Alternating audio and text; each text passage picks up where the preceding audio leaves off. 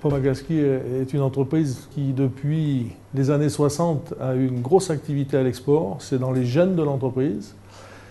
Aux États-Unis, on appelle une remontée mécanique un POMA, un POMA lift, comme on parlerait d'un Kleenex ou d'un frigidaire, n'est-ce pas? Donc on a effectivement, dans plus de 73 pays, réalisé plus de 7000 installations. Aujourd'hui, le développement, c'est le rayonnement, c'est les différentes cultures, c'est tout ce qu'on a capitalisé, je dirais. Sur Vorep, on est 300 personnes environ. Le groupe POMA représente 880 personnes, réparties un peu partout dans le monde, avec des localisations. On a essayé de se rapprocher sur la réalisation des choses au plus près.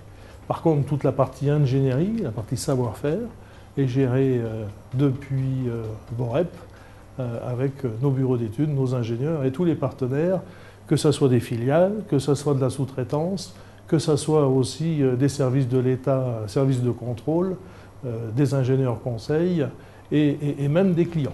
Je crois qu'aujourd'hui, 25% de nos sous-traitances sont faites directement en Rhône-Alpes.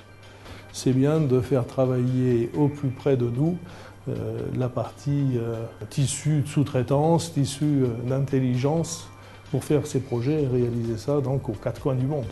Actuellement, on travaille sur Rio, par exemple, c'est aussi un très gros projet de transport urbain. On travaille sur Le Caire, en Égypte. On vient de réaliser New York. Non seulement notre ambition, cette marque POMA, c'est aussi la fierté d'être français, parce que nous avons un savoir-faire au niveau français qui est très important.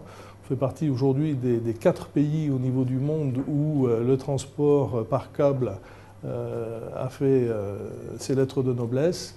Et POMA et la France en particulier, nous devons de rayonner, de continuer à rayonner et même de créer de nouveaux marchés au travers du tourisme dans un premier temps et de l'urbain comme nous l'avons déjà fait.